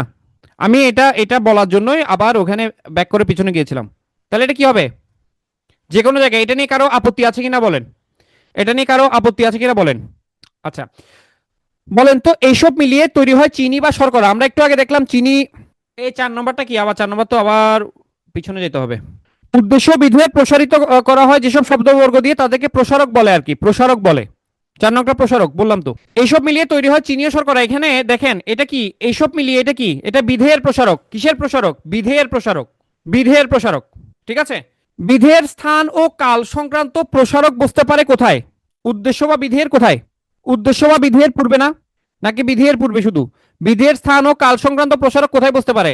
ওই যে এইসব নিয়ে, এইসব নিয়ে যেটা ওখানে দেখেন আবার বলছে, আবার ওখানে কিন্তু স্পষ্ট করে লাইনটা বলা ছিল, স্পষ্ট করে লাইনটা বলা ছিল। সাধারণত উদ্দেশ্যের পূর্বে উদ্দেশ্যের প্রসারক এবং বিধেয়ের পূর্বে বিধেয়ের প্রসারক বসে, তবে বিধেয়ের স্থান কাল সংক্রান্ত প্রসারক উদ্দেশ্যের পূর্বেও বসতে পারে। তার মানে সে কোথায় বসতে পারে? উদ্দেশ্য এবং বিধেয় দুইটার পূর্বে কি করতে পারে? বসতে পারে। বুঝাতে পারছি কিনা? বুঝছেন? আচ্ছা, এই চ্যাপ্টারটা থেকে আপনাদের অসুবিধা রয়ে গেছে, আমার কি পড়াইতে হবে কিনা? উদ্দেশ্য বা বিধেয়ের পূর্বে বসতে পারে, ঠিক আছে। আচ্ছা, দেখেন 9 নম্বর কোশ্চেন। দেখেন, মোগল সম্রাট শাহজাহান তার ভালোবাসা নিদর্শন স্বরূপ তাজমহল নির্মাণ করেন। এখানে মোগল সম্রাট কি বলেন? চ্যাপ্টারটা সোজা, চ্যাপ্টারটা সোজা। এখানে সম্রাট শাহজাহান কি? উদ্দেশ্যের প্রসারক। আচ্ছা, যারা দেশের জন্য প্রাণ দিয়েছে তাদের ঋণ আমরা শোধ করতে পারবো না। এখানে ঋণ কি? ঋণ বিধেয় পূরক না? ঋণ বিধেয় বিধেয় পূরক না? উদ্দেশ্য প্রসারক, এটা কি? বিধেয় পূরক। ঋণ তো বিশেষ্য পদ, তাহলে বিধেয়ের কি? পূরক। সরল জটিল যৌগিক বাক্য আমি পড়াবো না, আপনারা পারবেন। আপনারা সরল জটিল যৌগিক যা পড়ছেন তার তুলনায় এখানে কিছুই নাই। আচ্ছা, যে প্রশ্নটা করব, তুমি আসবে বলে হে স্বাধীনতা সকিনা বিবির কপাল ভাঙলো, এটা কোন বাক্য আগে ওইটা বলেন। এটা নিজে জটিল বাক্য, যেটা বলছেন সেটা নিজে জটিল বাক্য, তো এটা আর জটিল করতে হবে না। তাহলে আমরা সরল জটিল যৌগিক পাচ্ছি। আচ্ছা, যে যে প্রশ্নটা আপনাদেরকে করব বলছিলাম সেটা হচ্ছে, আমরা পিটুয়েতে মোটামুটি তো একটা লম্বা সময় কাটাই দিলাম প্রায়। আপনারা ক্লাস শুরু করছেন 1 মাসের উপরে হচ্ছে না? 1 মাসের মতো হচ্ছে না? আচ্ছা, আপনাদের পিটুয়ের ইয়ে কি, মানে হচ্ছে আপনারা কি স্যাটিসফাইড কিনা? কারণ আমি এই প্রশ্নটা কেন জিজ্ঞেস করি, এটা আমি যেহেতু আপনার কি করছিলাম, আপনাদের ওরিয়েন্টেশন ক্লাস বা শুরুর কমিটমেন্টগুলোর সাথে যেহেতু আমিও জড়িত ছিলাম, এই কারণে আমারও একটা দায়বদ্ধতা থেকে যায় যে আমি আসলে আপনাদের কাছ থেকে জিনিসগুলো জানার। তো আপনাদের মানে আপনারা একদম অনেস্টলি বলতে পারেন এটা পি2 এর ইস্যু, আমার ইস্যু না। আপনার আমার ক্লাস ভালো লাগছে না বললে আমার হয়তো খারাপ লাগা জায়গা থাকতো, পি2 এর কোনো ক্রিটিসিজম আছে কিনা বা পি2 এর না, যারা একদম রিসেন্ট আসছে তাদের প্রতি তো বলার কিছু নাই, যারা 1 মাস সময় কাটাইছেন মানে পি2 এর কোনো দিক থেকে কোনো লেকিংস পাচ্ছেন কিনা, মানে মনে করেন যে অনেকেই তো হচ্ছে অনলাইন তো অনলাইনই এরকম চিন্তা করে যে এখানে আসলে ঠিক আছে। যদি কখনো ইভেন সেটা আমারও কোনো জায়গায় মনে হয় যে আপনার প্রতি গাফিলতি হচ্ছে, আপনি আপনার যে আশা নিয়ে আসছেন, যে এক্সপেকটেশনটা নিয়ে আসছেন সেটা আপনি ফুলফিল করতে পারছেন না, সেটা অবশ্যই জানাবেন। পি2এটা আমি মনে করি যে যেখানে আপনি পড়ছেন এটা আপনারও একটা পার্ট, ঠিক আছে। সো আপনি হয়তো আপনার কাছ থেকে একটা সাজেশন পাইলে আপনার পি2 এর কোনো আনইনটেনশনাল কোনো লেকিংস যদি থাকে, আনইনটেনশনাল কোনো মানে ইয়ে যদি থাকে, গাফিলতি যদি থাকে, তাহলে সেটা ওরা কি করতে পারবে, কভার করে নিতে পারবে, ঠিক আছে। এই ঠিক আছে। এই যে আপনাদের এত এত কমপ্লিমেন্টগুলা, এগুলোই হচ্ছে দিন শেষে মানে পি2 এর প্রাপ্তি আর কি। এক্সামে ভালো হবে এটা আস্তে আস্তে হবে, একদিনে কিছু হয় না, হতাশ হওয়ার কোনো কিছু নাই। আমি একটা কথা সবসময় বলি, পি2 এর সাথে লেগে থাকেন, কোর্সটা কমপ্লিট করেন, যতটুক হয় 70% হলে 70% কমপ্লিট করেন, এই 70%ই আপনাকে ফুয়েল যোগাবে। আমি একটা কথা বলি আপনাদেরকে, আমি দেখেন আমি একজন মানে পি2 এতে সহজ কথা হচ্ছে আমি গেস্ট টিচার, আমি পি2 এর কোনো মানে পার্মানেন্ট কোনো পার্ট না। এই জায়গাটা থেকে দাঁড়াই আমি একটা কথা বলি, সেটা হচ্ছে আমি পি2 এতে থাকি না থাকি যেটাই হোক, একটা কথা বলবো সেটা হচ্ছে পি2 এ স্টুডেন্টদের প্রতি যথেষ্ট পরিমাণ কেয়ারিং এবং মানে কমিটমেন্টের জায়গা থেকে, মানে কমিটমেন্টের জায়গাটা আসলে অন্য অন্য অন্যরকম। আমি আমি এরকম কোচিং আমি দেখি নাই, সত্যি কথা হচ্ছে আমি দেখি না। আমি নিজে ব্যাংকের জন্য কোচিং করছি এবং আমি কোচিং করছি আমি সেই কোচিংকে আসলে এখনও গালাগালি করি, অর্থাৎ আমি আমার টাকাটা নষ্ট করছি ওখানে। কিন্তু আমার পি2 এর ক্ষেত্রে এই জিনিসটা আমার মনে হয় নাই, পি2 এর ক্ষেত্রে এই জিনিসটা আমার মনে হয় নাই। আমি জানি না আপনার সামনে আরও সময় যাবেন, আমি জানি না, তবে এতটুকু বলতে পারি আমি আমার এন্ড থেকে কখনোই কোনো ফাঁকি দিই নাই, সর্বোচ্চ চেষ্টা করছি। আর যারা ইয়ে আছে, যেমন লাবু ভাইকে দেখছি, লাবু ভাই আপনাদেরকে নিয়ে প্রচুর চিন্তা করে, প্রচুর চিন্তা করে। এই মানুষটা অনেক বেশি চিন্তা করে কিভাবে আপনাদেরকে বাড়তি কোনো কিছু দেওয়া যায়, কিভাবে আপনাদেরকে আসলে চাকরি পাওয়ানো যায়, এই জিনিসগুলো ইয়ে করে। মানে এটা এটা আমি বলতে পারি আমি আসলে স্যাটিসফাইড, আমি আমার জায়গা থেকে স্যাটিসফাইড পি2 নিয়ে। আপনাদের এন্ড থেকে যদি চিন্তা করি, না আমি থাকবো না তো বলি নাই, আমি বলছি ওয়ান্স আপন এ টাইম হয়তো আমি থাকবো না, কিন্তু আমি যদি নাও থাকি তাহলেও আমি এই কথাটাই বলবো যে প্ল্যাটফর্মটা স্টুডেন্ট ফ্রেন্ডলি প্ল্যাটফর্ম এবং এই প্ল্যাটফর্মটা আসলে স্টুডেন্টদের জন্য কাজ করছে। হ্যাঁ, পি2 এ টাকা নিচ্ছে ঠিক আছে, এটা তো মানে আমি কি পি2 এতে টাকা ছাড়া ক্লাস নিচ্ছি? আমি তো টাকা ছাড়া ক্লাস নিচ্ছি না। তো আমাদেরকে ইয়া বলেন বা সবকিছু মিলে পি2 এ টাকা নিচ্ছে ট্রু, কিন্তু টাকা নিয়ে সে সার্ভিসটা দিচ্ছে, এটা ট্রু, এটাতে কোনো রকম কোনো ইয়ে হবে না। যেমন দেখেন এই আমার সিলেক্ট মানে আমার কিন্তু নির্ধারিত ইয়া ছিল দুই ক্লাস আমার এই বই শেষ করার ইয়ে ছিল। আপনার যেই শুনছে লাবু ভাই যে ক্লাস শেষ হয় নাই, বলছে ভাই আপনি আপনার ক্লাস যতটা লাগে ততটা নেন, কিন্তু আপনি ইয়ে করেন, আপনার ক্লাস নিয়ে কোনো টেনশন করতে হবে না, ঠিক আছে। এই ওকে। তবে আমার একটা রিকোয়েস্ট থাকবে আপনাদের প্রতি, প্লিজ আপনারা কি করবেন, টাকা যখন এখানে দিয়ে ফেলছেন আপনি কোর্সটা শেষ করেন। হয়তো দেখা যাবে ম্যাথ ক্লাস করতে গিয়ে কিছু কঠিন কঠিন চ্যাপ্টার হয়তো আপনার কাছে একটু টাফ লাগবে, হতাশ হয়ে ছেড়ে দিয়েন না। ওই ম্যাথ চ্যাপ্টার এমন হইতে পারে আপনার পরীক্ষাতে ওই ম্যাথ চ্যাপ্টার থেকে একটা ম্যাথও না আসতে পারে। তা আপনি ওই হতাশায় যদি কোচিং ছেড়ে দেন, তাহলে আলটিমেটলি লসটা আপনার। 25 বছর মানে আপনার হাতে এখনো প্রচুর সময় আছে, তবে প্রচুর সময় মানে পড়াশোনা করলে সময়, ঠিক আছে। ভাই এটা তো আসলে ওনাদের পলিসি, হাবিব ভাই এটা তো আসলে ওনাদের পলিসি। এখানে প্রত্যেকটা কোচিংয়ে তো আসলে নিজস্ব কিছু পলিসি থাকে, হ্যাঁ, নিজস্ব কিছু পলিসি থাকে। যেমন আহ, হয়তো স্টুডেন্ট অনুযায়ী ওনাদের আসলে সবগুলো একসাথে ইয়া করা হয়, বা এটা ওনাদের হয়তো পুরো কোর্সটা আসলে টাকা, আমি তো আসলে জানি না কত টাকা বা কত টাকা নিচ্ছে, এগুলো নিয়ে আমি আসলে কখনো জানতেও চাই না। আমি সার্ভিসের জায়গাটা বলতেছি। বাট আপনার যে ইস্যুটা আছে এই ইস্যুতে আপনি আসলে কথা বলতে পারেন, ওনারা নিশ্চয়ই কোনো লজিক্যাল ব্যাখ্যা আপনাকে দিবেন, ইলজিক্যাল কিছু বলবেন না, লজিক্যাল ব্যাখ্যা হয়তো আপনাকে দিবেন আর কি, ঠিক আছে। ওকে আসেন, রিটেন ক্লাস খুব দ্রুত শুরু হবে, রিটেন ক্লাস ইংরেজি ক্লাসের সাথে একসাথে শুরু হবে, আর ম্যাথ তো প্রিলি রিটেন একসাথেই চলবে। দাদা 22 ভিত্তিক ক্যাশে টিক্সি বিকিবিতে পুরো আরো ভালো কিছু হওয়া পর্যন্ত সাথে থাকবো। Very good, congratulation. আমাদের অনেকেই কিন্তু চাকরি অলরেডি পাই গেছে, ভালোর কোনো শেষ হয় না। সো আমরা শেষ পর্যন্ত দেখব। কারক আমরা পড়ছি রে ভাই, কারক সম্বন্ধ কারক অধিকরণ কারক এগুলো আমরা দেখছিলাম। আপনারা এখান থেকে আমাকে এমসিকিউ গুলো সব, আমি এখানে একটা এমসিকিউ বলবো না, সব এমসিকিউ আপনারা বলবেন, কারণ আমি জানি এটা আপনারা আমার চাইতে ভালো পারবেন। এমসিকিউ গুলোতে আমি যাচ্ছি, একটু এমসিকিউ গুলো দেখেন। এই এমসিকিউ গুলো আপনারা করে দেন, একসাথে একসাথে দিবেন, আলাদা আলাদা ভাবে দেখবেন না, একসাথে। আহ, মুনিয়া সুলতানা মুন্নি, এইটা কি পিটু এর কথা বলছেন? 1-1.5 মাস 2 মাস পর পর রুটিন পরিবর্তন করার কারণে এটা কি পিটু এর কথা বলছেন মুন্নি? পিটু এতে কি এ ধরনের কোনো কিছু হয়েছে? গত বছর প্রায় 15,000 টাকা দিয়ে। আচ্ছা, অন্য কোচিং হলে কোচিং এর নাম মেনশন করবেন না, আমি কোনোটারই সমালোচনা আসলে করতে চাই না। আমি নিজে ভুক্তভোগী, যেটা সেটার নামও আপনাদের সামনে আমি বলিনি, আপনারা কিছু দেখছেন। সো ওটা ইয়ে করবো না, তবে এটা আমার সাথেও হয়েছে, আমিও লস করছি। এইগুলো লস না করলে তো আসলে শেখা যায় না। ঠিক আছে, ওকে। কারক এভাবে করে পড়ানোর পরও যদি কঠিন লাগে, আচ্ছা কারকে অবশ্য ওই দিন একটু ফাস্ট আনছিলাম আমি, কিছু লাস্টের দিকে যাই, কিছু হয়তো আপনার একটু ঝামেলা থাকতে পারে। এমনিতে তো ইয়ে হওয়ার কথা না, কঠিন লাগার কথা না। কারক থেকে বিগত প্রশ্নগুলো ভালো করে পড়বেন, তাইলেই দেখবেন অনেক কিছু হয়ে যাবে। ঠিক আছে, জাস্ট বিগত প্রশ্নগুলো ভালো করে পড়লে হবে। লাস্টের দিক এখনো ক্লিয়ার হয় নাই, সমস্যা নাই। আমি একদিন যেটা যে ওই আপনার হচ্ছে পঞ্চপাণ্ডবের ক্লাসটাতে একটু মনে করাই দিয়েন, পঞ্চপাণ্ডবের ক্লাসটাতে একটু মনে করাই দিয়েন কেমন। পঞ্চপাণ্ডবের ক্লাসটা যদি লিটারেচারের পঞ্চপাণ্ডবের ক্লাসে যদি সম্ভব হয় আমি দেখাই দেখাই দিব, ঠিক আছে। এই আমি কি কারকের কোনো নোট দিছি আপনাদের, যেহেতু এত এত অসুবিধা, আমি কি কারকের কোনো নোট দিছি কিনা বলেন তো? কারকের কোনো নোট দিছি? চিনি পাতা দই, চিনি পাতা দই করণ কারক আর কি কিরে, এটা এটা এটা তো করণ কারক। সর্বনামকে বিশেষ্য সর্বনাম, নামপদ বলতে বিশেষ্য সর্বনাম। আচ্ছা কারক দেখি, আমি কারকের একটা ইয়া দিতে পারি, আপনার যেটা এত কঠিন লাগতেছে কারক আমি একটু দিয়ে দিতে পারি, দেখি হৃদয়, বুঝছেন? চিনি পাতা দই সুস্বাদু, এখানে ওই যে এটার মধ্যে যে বিষয়টা, বগুড়ার চিনি পাতা দই সুস্বাদু, এটার মধ্যে যে সমস্যাটা আছে, সেই সমস্যাটা হচ্ছে অনেকগুলো বইতে এটাকে হচ্ছে চিনি পাতা দই বলতে, অনেক মানে অনেকগুলো বইতে সম্ভবত এটা এভাবে করে চিন্তা করা হয়েছে, এই দইটার উৎপত্তি হয়েছে চিনি পাতা থেকে। ঠিক আছে, তো বিষয়টা হচ্ছে এটা না, এটা হচ্ছে পাতা মানে হচ্ছে চিনি। পাতা মানে কি মনে করেন, আমি আমি এটা পাতা মানে হচ্ছে গাছের পাতা না। আমি হাত পেতেছি বলি না আমরা, হাত পেতেছি, চিনি যুক্ত পাতা না, চিনি দিয়ে পাতা। হাত পেতেছি বলি না, ওরকম। তাহলে চিনি দিয়ে পাতা, চিনি দিয়ে দেখেন চিনি চিনি দিয়ে পাতা, হ্যাঁ, চিনি দিয়ে পাতা দই। ঠিক আছে, তাহলে কি দিয়ে পাতা, কিসের দ্বারা পাতা? চিনির দ্বারা পাতা, করণ কারক। হ্যাঁ, দই পাতে যেটা ওটা। ওকে, এবার দেখেন এখানে আনসার তো করছেন না, এগুলো তো আর দেখাইতে হবে না। তাহলে আমরা পরের অংশে যাই। ভাই এই শেষ হয় নাই, বই শেষ হয় না কেন? বাচ্চ, বাচ্চ কত প্রকার বলেন তো? Very good. বাচ্চ হচ্ছে তিনটা, দেখেন কর্তা বাচ্চ, কর্তা বাচ্চ মানে অ্যাক্টিভ, কর্ম বাচ্চ মানে প্যাসিভ। কর্তা এবং কর্ম বুঝে ইয়া করতে হবে কিনা বলেন? আমি যদি বলি আপনাকে তুমি ভাত খাও, এটার কর্মবাচ্য কি হবে বলেন তো?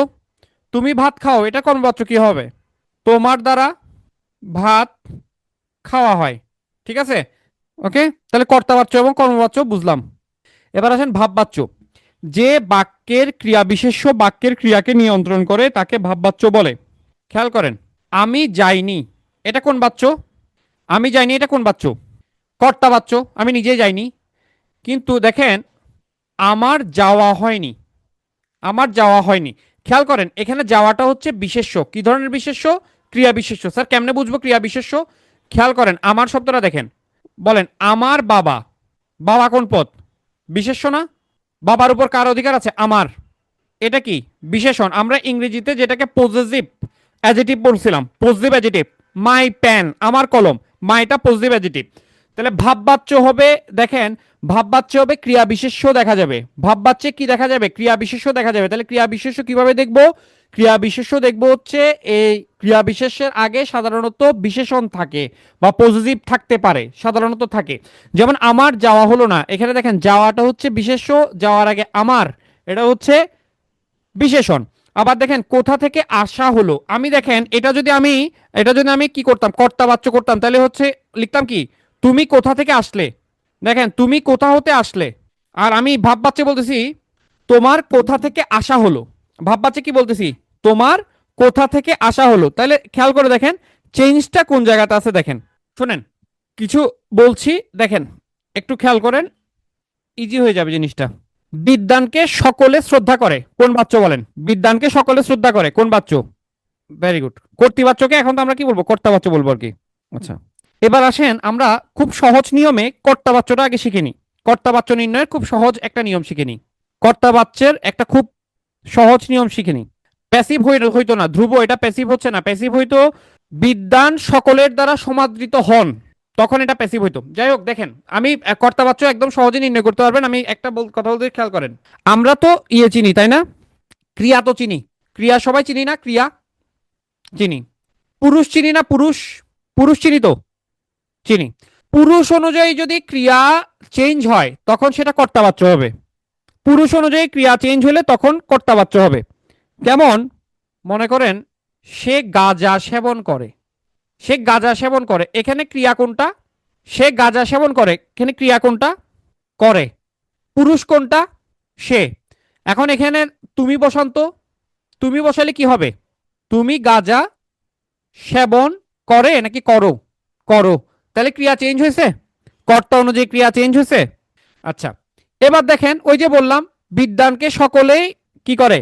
সমাদর করে বা শ্রদ্ধা করে। হ্যাঁ, বিদ্বানকে সকলেই কি করে? শ্রদ্ধা করে। এখানে পুরুষ কোনটা বলেন তো?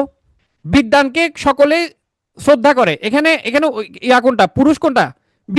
সকলে, সকলে, সকলে। আমার সাবজেক্ট পজিশনে কে বসতেছে? সকলে। এখন সকলের পরিবর্তে আমি যদি আমি বসাই তাহলে কি হয়? আমি বিদ্বানকে, আমি বিদ্বানকে আমি শ্রদ্ধা করি। সকলে হইলে করে, আমি হইলে করি। তাহলে এটা কোন বাচ্য হবে? অর্থাৎ উদ্দেশ্য অনুযায়ী চেঞ্জ হচ্ছে। এটা এটা কোন বাচ্য হবে? কর্তা বাচ্য। বুঝতে পারছি কিনা? ঠিক আছে, এবার আসেন ভাব বাচ্য আমরা কিভাবে নির্ণয় করব। এবার আসেন ভাব বাচ্য নির্ণয়ের টেকনিক। যদি দেখেন ওই বাক্যে কর্ম নাই, কর্মের কোনো উল্লেখ নাই, এবং সেটা যদি কর্তাবাচ্য না হয়, সেটা যদি কি না হয়? কর্তাবাচ্য না হয়, সেটা যদি কি না হয়? কর্তাবাচ্য না হয়। যদি আমি দেখি যেটা কর্তাবাচ্য, ভাই কর্তাবাচ্যের মধ্যে ইয়া থাকবে না, কর্ম থাকবে না? কর্তাবাচ্যে কর্ম থাকে না? কর্তাবাচ্যে কর্ম থাকে কিনা? আমি ভাত খাই, এখানে ভাত কর্ম আছে না? কর্ম আছে। তাহলে আমি ভাত খাই, এটা তো আমি বুঝতেছি এটা কর্তাবাচ্য। তাহলে এটা তো অন্য কোনো দিকে চিন্তা করার দরকার নাই যে ঠিক আছে। মনে করেন আমি, দেখেন আমি স্কুলে যাই, এখানে কি কর্ম আছে? আমি স্কুলে যাই, এখানে কি কর্ম আছে? আমি স্কুলে যাই, এখানে কি কর্ম আছে? উত্তর করেন। নাই। তা আমি বলছি কর্ম না থাকলে সেটা ভাববাচ্য হবে, তাহলে কি এটা এটা ভাববাচ্য হবে না? এটা ভাববাচ্য হবে না। আমি স্কুলে যাই, সে তুমি স্কুলে যাও, তাহলে ক্রিয়া চেঞ্জ হচ্ছে, তখন তো এটা কর্তাবাচ্যই হচ্ছে। প্রথমে আমার শিওর হইতে হবে এটা কর্তাবাচ্যের মধ্যে পড়ছে কিনা। যদি কর্তাবাচ্যের মধ্যে পড়ে তাহলে তো কর্তাবাচ্যে আমি থামবো। যদি কর্তাবাচ্য না হয় তাহলে দুইটা আমার হাতে আর অপশন থাকবে কয়টা? হয় ভাববাচ্য হবে, না হলে কি বাচ্য হবে? কর্মবাচ্য হবে। এই তো, এতটুকু আমি আপনি আমার সাথে এগ্রি কিনা বলেন? এতটুকু আপনি আমার সাথে এগ্রি কিনা যে আমি প্রথমে দেখে বুঝতেছি এটা কর্তাবাচ্য? তাহলে কর্তাবাচ্য হলে তো আমার পরের অংশে যেতে হচ্ছে না, কর্তাবাচ্যে আমার আনসার চলে আসছে। যদি কর্তাবাচ্য না হয় আমি শিওর যেটা কর্তাবাচ্য না, তার মানে আমার অপশন হচ্ছে দুইটা, হয় কর্ম নাহলে ভাববাচ্য। এই ক্ষেত্রে এখন যদি কর্মের উপস্থিতি না থাকে, যদি কর্মের উল্লেখ না থাকে, তাহলে তা ভাববাচ্য হবে। যেমন আমার খাওয়া হলো না। এখন বলেন তো তোমার দিলে, আচ্ছা একটু একটু দেখেন, একদম ইজি ভাবে বোঝার চেষ্টা করেন। আমি খাইনি, এখন তুমি হইলে কি কি লিখতাম? তুমি খাইনি লিখতাম, তুমি খাইনি লিখতাম নাকি তুমি খাওনি লিখতাম? কোনটা? আমি খাইনি, তুমি খাওনি। তাহলে দেখেন ক্রিয়ার রূপ পার্সন অনুযায়ী চেঞ্জ হয়েছে। কোন কোন কোন বাচ্চার মধ্যে চেঞ্জ হয়? কোন বাচ্চা চেঞ্জ হয়? কর্তা বাচ্চে। এখন দেখেন তো আমার খাওয়া হয়নি, তোমার, তোমারটা কি বলি? সেম খাওয়া হয়নি তো বলি নাকি অন্য কিছু বলি? তোমার খাওয়া হয়নি তো বলি নাকি অন্য কিছু বলি? তার খাওয়া হয়নি, একই তো বলি, সেম। ঠিক আছে, তাহলে দেখেন খাওয়া হলো না, আমার খাওয়া হলো না, আমার খাওয়া হলো না, এখানে কোনো কর্ম আছে? কর্ম নাই, তাহলে এটা কি বাচ্চ হবে? আমার খাওয়া হলো না। এখন এখানে যদি থাকতো যে আমার ভাত খাওয়া হলো না, তাহলে ডিফারেন্স, কিন্তু কর্ম তো নাই। আমার খাওয়া হলো না, তাহলে ভাব বাচ্চ হবে। তার মানে আমি ভাব বাচ্চ চিনবো কিভাবে? যদি একটা বাচ্চ কর্তা বাচ্চ না হয় তাইলে সেটা কর্ম বা ভাব বাচ্চ হইতে পারে, এবং যদি সেখানে কর্মপদ না থাকে তাহলে অবশ্যই সেটা ভাব বাচ্চ হবে। ক্লিয়ার কিনা? এতটুকু ক্লিয়ার কিনা বলেন? ঠিক আছে, ওকে। দেখেন পত্রটা পড়া হয়েছে, পত্রটা পড়া হয়েছে। তাহলে দেখেন পত্রটা পড়া হয়েছে, এটা কি, এটা কি বাচ্চ হবে? কি পড়া হয়েছে? কি পড়া হয়েছে? উত্তর হচ্ছে পত্র। তার মানে এটাতে কি আছে? কি পড়া হয়েছে, তার মানে এটা হচ্ছে কি আছে? কর্মের উপস্থিতি আছে। কর্মের উপস্থিতি থাকলে সেটা কর্মবাচ্য। হ্যাঁ, তবে এটা ভাববাচ্য হতে পারে। তবে ভাববাচ্য যদি হয় সেক্ষেত্রে একটা ইনডাইরেক্ট সেন্স বুঝাবে। কি বুঝাবে? একটা ইনডাইরেক্ট সেন্স বুঝাবে। মনে করেন পত্রটা পড়া হয়েছে, সে বলবে হচ্ছে ঢং করে পত্রটা পড়া হোক। ঠিক আছে, ওকে। আসামিকে জরিমানা করা হয়েছে, ভেরি গুড কোশ্চেন, এটা দিয়ে আনসার করেন। পত্রটা পড়া হয়েছে, এটা দিয়ে আনসার করেন। আসামিকে জরিমানা করা হয়েছে, এটা অনুযায়ী কি হওয়ার কথা? আসামিকে জরিমানা করা হয়েছে, এটা কি হওয়ার কথা? আসামিকে জরিমানা করা হয়েছে, এটা কর্মবাচ্য। আর ভাববাচ্য কি হবে? আসামিকে জরিমানা করা হোক, আসামিকে জরিমানা করা হোক। আর যদি বলা হইতো যে পুলিশ আসামিকে জরিমানা করেছে, তখন সেটা কর্তাবাচ্য হইতো। পুলিশ আসামিকে জরিমানা করেছে, তখন সেটা কর্তাবাচ্য হইতো। ঠিক আছে, করা হয়েছে কর্ম, করা হোক। ঠিক আছে, ওকে। দেখেন, বলেন বলেন বাচ্য বলতে কি বুঝায়? বাচ্য বলতে কি বুঝায় বলেন? বাক্যের প্রকাশভঙ্গি। বাক্যের মধ্যে কিসের ভূমিকা বদলে গিয়ে একই বাক্যের প্রকাশভঙ্গি আলাদা হয় বলেন? ক্রিয়ার ভূমিকা। বাচ্য কত প্রকার? কর্তাবাচ্য বাক্যকে ভাববাচ্যে রূপান্তর, কর্তাবাচ্যের বাক্যকে ভাববাচ্যে রূপান্তরিত করলে কোন পদকে নিয়ন্ত্রণ করতে হবে বলেন? ক্রিয়াকে নাকি ক্রিয়া বিশেষ্যকে? কোন পদকে নিয়ন্ত্রণ করতে? ক্রিয়া বিশেষ্যকে। কোনটাকে? ক্রিয়া বিশেষ্যকে। ওই যে যাওয়া হলো না, যাওয়াটা ক্রিয়া বিশেষ্য। খাওয়া হলো না, খাওয়াটা ক্রিয়া বিশেষ্য। আমাদের কঠোর পরিশ্রম করতে হয়। কর্মবাচ্যে এই বাক্যটা, কর্মবাচ্যের এই বাক্যটা কর্তাবাচ্যে কি হবে? আমরা কঠোর পরিশ্রম করি।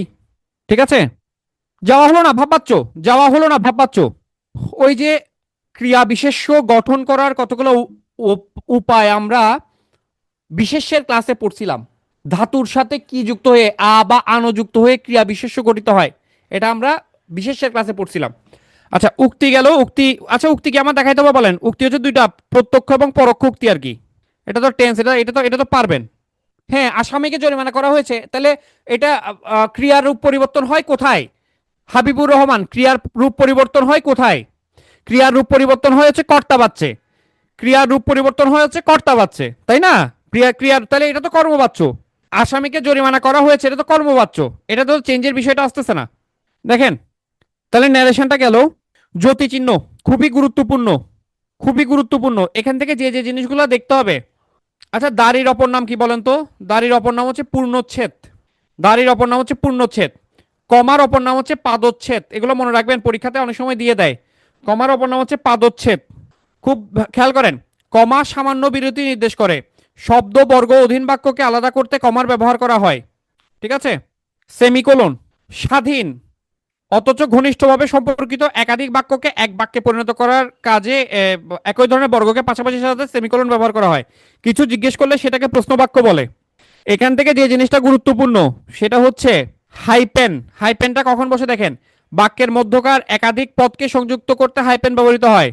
ড্যাশ কখন বসে দেখেন? ড্যাশ বসে হচ্ছে, দুইটার মধ্যে পার্থক্য আছে। সাধারণত দুটি বাক্যকে এক বাক্যে পরিণত করার কাজে বা ব্যাখ্যাংশ বাক্যাংশের আগে পরে ড্যাশ ব্যবহৃত হয়। এখানে সবচেয়ে গুরুত্বপূর্ণ জিনিস যেটা, সেটা হচ্ছে ত্রিবিন্দু কখন বসে।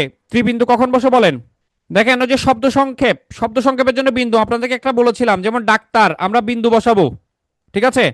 ত্রিবিন্দু কখন বসে দেখেন? কোনো অংশ বাদ দিতে চাইলে, কোনো কিছুর কোনো অংশ বাদ দিতে চাইলে, কোনো অংশ বাদ দিতে চাইলে সেখানে ত্রিবিন্দু বসে। বলেন তো জ্যোতিচিহ্নের অপর নাম কি? জ্যোতিচিহ্নের অপর নাম কি বলেন? আনসার কি দেখে শুনে করতেছেন? আনসার কি দেখে শুনে করছি আমরা? আপনারা কি এই বই থেকে কি এগুলো পড়ছেন? বাগধারা টাগধারা কি এই বই থেকে পড়ছেন, নাকি ওই স্লাইড থেকে পড়ছিলেন শুধু? আপনারা যে সবাই এই যে অতি এক্সাইটমেন্টে যে এক আনসার করছেন, দেখেন জ্যোতি চিহ্নকে বিরাম চিহ্ন বা বিরতি চিহ্নও বলা হয়। তাহলে আপনারা যে আনসার করে ফেললেন ওখানে, আমি বলেছিলাম না অতি উত্তেজনা হানিকর? তাইলে আমি যখন পরীক্ষাতে কোনো অপশন দেখব, সাথে সাথে যদি খুব এক্সাইটমেন্ট নিয়ে এইসব আনসার উল্লাপাল্লা করে ফেলি, তাহলে তো সমস্যা। তাহলে এটা কি হবে? বাক্যের পূর্ণ সমাপ্তিতে কোনটা বসে বলেন? বাক্যের পূর্ণ সমাপ্তিতে কোনটা বসে? দাড়ি বসে। প্রশ্ন বোঝাতে প্রশ্ন চিহ্ন থাকে। শব্দ সংক্ষেপ বা ক্রম নির্দেশ করতে কোনটা বসে? শব্দ সংক্ষেপ করতে কোনটা বসে? বিন্দু। লেখার সময় কোনো অব্যক্ত রাখতে চাইলে সেটার জন্য কি বসবে? ত্রিবিন্দু। বাগ অর্থ, এটা পড়াইছি না আপনাদেরকে? বাগ অর্থটা আপনাদেরকে পড়াইছি না? পড়াইছিলাম। ওই যে অর্থ পরিবর্তন, অর্থ বদল, কি বলে পড়াই নাই? ওই ওই ওই অঞ্চল দিয়ে শাড়ির পার বোঝায়, এটা কিন্তু গত ওই যে দুদকের পরীক্ষাতে কিন্তু চলে আসছে এখান থেকে প্রশ্নটা। ওই মৃগয়া শব্দটা আসছিল। কি রে, এগুলো এটা পড়াইছি না? কি বলে পড়াই নাই? সত্যি করে বলেন, পড়াইছি কি পড়াই নাই? পড়াই নাই? হাই খুদা, এটা পড়াইতে হবে। এটা পড়াইতে হবে, খুব গুরুত্বপূর্ণ। এটা খুব গুরুত্বপূর্ণ, এটা পড়াইতে হবে। মন দিয়ে শুনেন, 2 মিনিট লাগবে। 2 মিনিট লাগবে, মন দিয়ে শুনেন। না কোনো সমস্যা নেই, না পড়াইলে পড়াই দিব। বাগর্থ, খেয়াল করেন, বাগর্থ শব্দ বা শব্দগুচ্ছের অর্থকে বাগর্থ বলে। অর্থের শ্রেণীবিভাগ, শব্দের অর্থকে দুই ভাগে ভাগ করা যায়, শব্দের অর্থ দুই ভাগে ভাগ করা যায়। একটা হচ্ছে মুখ্যার্থ, আর একটা সরি একটা হচ্ছে বাচ্যার্থ, আর একটা হচ্ছে লক্ষ্যার্থ। বাচ্যার্থ বলতে একটি শব্দ শোনার পর আমাদের মনে যে ছবি বোধ জেগে ওঠে সেটাই শব্দটির বাচ্যার্থ। ঠিক আছে? যেমন আপনাকে যদি বলি আমার মাথা ব্যথা করছে, না 10 মিনিটে 10 মিনিট লাগবে না, 5 মিনিটের মধ্যে শেষ হবে, এটা একটু অপেক্ষা করেন। আহ, আমার মাথা ব্যথা করছে, তাহলে বলেন তো এখানে মাথা দিয়ে আপনার প্রথমেই ফেসে কোনটা ভেসে আসবে? মাথা, মানে আপনার মুখমণ্ডল, মানে আপার পোর্শন, তাই না? এইটাই হচ্ছে আপনার বাচ্যার্থ বলে। অর্থাৎ কোনো একটা শব্দ শোনার পরে যেটা যেটা ছবি আমাদের মনের মধ্যে জেগে ওঠে সেটাকে বলা হয় বাচ্যার্থ। আর লক্ষ্যার্থ কি? আমি যদি বলি তুমি এলাকার মাথা, এখানে মাথা বলতে কি আসলে হেড বোঝাচ্ছে? হেড বোঝাচ্ছে না। এইটা মনে রাখবেন, ইংরেজিতে যে ভোকাবুলারিগুলো আছে, ভোকাবুলারিগুলো তিনটা লেভেলে, একটা হচ্ছে প্রাইমারি লেভেলের ভোকাবুলারি, একটা হচ্ছে সেকেন্ডারি লেভেল, একটা হচ্ছে টার্সিয়ারি লেভেল। যেমন মনে করেন আমি সচিনের ফ্যান, এখন এখানে ফ্যান বলতে আমরা জানি পাখা, কিন্তু আমি সচিনের ফ্যান, এখানে ফ্যান বলতে কি পাখা বোঝাচ্ছে নাকি ভক্ত বোঝাচ্ছে? এখানে ফ্যান বলতে সচিনের কি বোঝাচ্ছে? ভক্ত বোঝাচ্ছে। তাহলে ফ্যান দ্বারা যে ভক্ত বোঝাচ্ছে এটা হচ্ছে শব্দটা লক্ষ্যার্থ। আর বাচ্চার্থ হচ্ছে ফ্যান বলতে আমি বুঝতেছি পাখা, এটা হচ্ছে শব্দের বাচ্চার্থ। আমি কি বুঝাতে পারছি? কেমন? এবার আসেন শব্দের অর্থ পরিবর্তন কিভাবে ঘটে। শব্দের অর্থ পরিবর্তন পাঁচ ভাবে ঘটতে পারে। একটা হচ্ছে অর্থের অর্থপ্রসার। অর্থপ্রসার জিনিসটা কিরকম দেখেন, অঞ্চল শব্দটা দ্বারা আপনি কি বুঝেন? অঞ্চল। এখন আপনি কি বুঝেন বলেন? অঞ্চল শব্দ দ্বারা এই মুহূর্তে কি বুঝেন? এলাকা বুঝেন। অঞ্চল দ্বারা আগে বুঝাইতো সারির পার, তাহলে বলেন সারির পার এটা ছোট না, এলাকা এটা বড় না? তাহলে আগে একটা শব্দ দিয়ে খুব ছোট জায়গা বুঝাইতো, এখন বিস্তৃত জায়গা বুঝাচ্ছে, তার মানে সব অর্থের কি হয়েছে? প্রসার ঘটেছে। এখন কি ঘটেছে? এটা অর্থের প্রসার ঘটেছে। ঠিক আছে? তাহলে অর্থ সংকোচটা কিরকম? অর্থ সংকোচটা হচ্ছে দেখেন, মৃগয়া দ্বারা আগে সমস্ত পশুকে বুঝাইতো, মৃগয়া দ্বারা আগে সমস্ত পশুকে বুঝাইতো, আর এখন মৃগয়া দ্বারা আমরা বুঝি হরিণকে। তাহলে আগে অনেক বেশি কিছু বুঝাইতো, এখন কম বুঝাই, তাহলে এটা কি? অর্থের সংকোচ ঘটেছে। এখন অর্থের কি ঘটেছে? এটা সংকোচ ঘটেছে। আমি কি বুঝাতে পারছি অর্থ প্রসার এবং অর্থ সংকোচ জিনিসটা কি? যেমন মনে করেন, আমাকে একটু বলেন, এই যে বর্ষ, মনে করেন একটা শব্দ আছে বর্ষ। বর্ষ মানে আমরা কি বুঝি? বর্ষ মানে এখন আমরা কি বুঝি? বছর বুঝি। আসলে বর্ষ শব্দের মিনিং ছিল হচ্ছে কি জানেন? বর্ষ শব্দের মিনিং ছিল হচ্ছে বর্ষাকাল। তাহলে বলেন আমি কি বর্ষ দ্বারা বর্ষাকাল বুঝতেছি নাকি বছর বুঝতেছি? আগে একটা ঋতু বুঝাইতো, এখন সবগুলাকে বুঝতেছি। তার মানে অর্থের সংকোচন ঘটছে নাকি প্রসার ঘটছে বলেন? অর্থের সংকোচন ঘটছে নাকি প্রসার ঘটছে? আগে কেবল বর্ষা বুঝাইতো, বর্ষাকাল বুঝাইতো, এখন বর্ষ দ্বারা পুরো বছর বুঝতেছি, তাহলে প্রসার ঘটছে। শুনেন, অন্ন দ্বারা আগে যে কোনো খাবার বুঝাইতো, অন্ন। অন্ন দ্বারা আগে যে কোনো খাবার বুঝাইতো, অদন্ত নয় ন অন্ন। আর এখন অন্ন দ্বারা আমরা শুধু ভাত বুঝি, তাহলে অর্থের প্রসার ঘটছে না সংকোচ ঘটছে? তাহলে অর্থের প্রসার ঘটছে না সংকোচ ঘটছে? সংকোচ ঘটছে। তাহলে বলেন অর্থ প্রসার এবং সংকোচ ক্লিয়ার? ক্লিয়ার। এবার আসেন অর্থের উন্নতি এবং অর্থের অবনতি। অর্থের উন্নতি বলতে আগে খারাপ বুঝাইতো, এখন ভালো বুঝায়। অপরূপ শব্দটা দ্বারা আগে বুঝাইতো কুৎসিত, এখন অপরূপ শব্দ দ্বারা বুঝাই হচ্ছে সুন্দর। তাহলে আগে খারাপ জিনিস বুঝাইতো, এখন ভালো জিনিস বুঝায়, তাহলে এটা অর্থের উন্নতি ঘটছে। সাহস শব্দের আগের অর্থ ছিল চুরি, আর এখন সাহস শব্দের অর্থ দ্বারা বুঝাই হচ্ছে পজিটিভ কিছু, তাহলে এটা অর্থের কি ঘটছে? আগে খারাপ, আগে চুরি চামারি বুঝাইতো, খারাপ বুঝাইতো, এখন ভালো বুঝাচ্ছে। সাহস শব্দের আগের অর্থ ছিল চুরি, চুরি চামারি, এখন ভালো কিছু বুঝায়, তাহলে এটা কি বুঝাচ্ছে? অর্থের উন্নতি ঘটছে। আবার দেখেন দ্বন্দ্ব, দ্বন্দ্ব দ্বারা আগে মিলন বুঝাইতো, এখন আমরা ঝগড়া বুঝি, তার মানে আগে ভালো বুঝাইতো, এখন খারাপ বুঝাচ্ছে, অর্থের অবনতি ঘটছে। সেম ভাবে জ্যাঠামি দ্বারা আগে জ্যাঠা সংক্রান্ত কাউকে বুঝাইতো, এখন জ্যাঠামি দ্বারা পাকামি বুঝাচ্ছে, আগে ভালো বুঝাইতো, এখন খারাপ বুঝাচ্ছে, অর্থের অবনতি ঘটছে। অর্থ বদল মানে খেয়াল করে দেখেন, অর্থ বদল মানে একটা অর্থ যদি সম্পূর্ণ চেঞ্জ হয়ে যায়, সংকোচন প্রশাসন কোনোটার পুরোটাই চেঞ্জ হয়ে গেল। যেমন মনে করেন গবাক্ষ, গবাক্ষ দ্বারা আমরা এখন জানালা বুঝি, কিন্তু গবাক্ষের উৎপত্তিগত অর্থ হচ্ছে গরুর চোখ, গরুর চোখ। ঠিক আছে? গবাক্ষ দ্বারা আমরা উৎপত্তিগত অর্থ হচ্ছে গরুর চোখ, কিন্তু আমরা এখন বুঝতেছি কি? গবাক্ষ দিয়ে আমরা এখন বুঝছি কি? জানালা। তার মানে এটা সম্পূর্ণ অর্থই বদলে গেছে। আমি পড়াইছিলাম, আমার যতটুকু মনে পড়ে আমি পড়াইছিলাম, তারপরেও আপনারা যেহেতু মনে নেই আমি আরেকবার রিভিউ করে দিলাম। ঠিক আছে? তাহলে এখানে অনুশীলনী যেগুলো ছিল, অনুশীলনীগুলো আপনারা একটু করে ফেলবেন, কেমন? এখানে যে অনুশীলনীগুলো আছে এগুলো করে ফেলবেন। এখান থেকে দুদকে সরাসরি একটা প্রশ্ন আসছে, কালকেও কোন একটা পরীক্ষাতে সরাসরি প্রশ্ন আসছে, তার মানে এখান থেকে প্রশ্ন দিচ্ছে। আপনারা বাগধারা তো পড়েছেন, বাগধারা নিয়ে আমি আর কিছু বলবো না। বাগধারা আপনারা, আমি এখানে পরীক্ষাও নিছি। আর যেটা এখানে আরেকটা চ্যাপ্টার খুব গুরুত্বপূর্ণ, সেটা আপনারা একটু ভালো করে পড়বেন, সেটা হচ্ছে অবনতি আর উন্নতি বলছি, আগে খারাপ বুঝাইলে এখন ভালো বুঝাইলে সেটা হচ্ছে উন্নতি, আর আগে ভালো বুঝাইতে এখন খারাপ বুঝাচ্ছে সেটা হচ্ছে অবনতি। এই যে শব্দজোড় চ্যাপ্টারটা আমি ক্লাসে পড়া নিব আপনাদেরকে ডেলি টার্গেটে। আচ্ছা ডেলি টার্গেটে তো এটা শেষ করবোই, আমি ডেলি টার্গেটে আমি পড়া নিব, এটা এটা আপনারা পড়ে ফেলবেন। ঠিক আছে, আপাতত আজকে 14 থেকে 18 উপর পরীক্ষা হবে, ডেলি টার্গেট 14 থেকে 18 উপর পরীক্ষা হবে, অলরেডি 1.5 ঘন্টা পার করে ফেলছি, আমার আর কথা বলার মতো এনার্জি নাই। ভালো থাকবেন আপনারা, আজকে এই পর্যন্তই। তবে শব্দজোড় চ্যাপ্টারটা খুব ভালো করে পড়তে হবে, এটা মাথায় রাখিয়েন। ওকে, ভালো থাকি তাহলে। আমাদের বাংলা ব্যাকরণ বোর্ড বই কিন্তু শেষ, বাংলা ব্যাকরণ বোর্ড বই কিন্তু শেষ।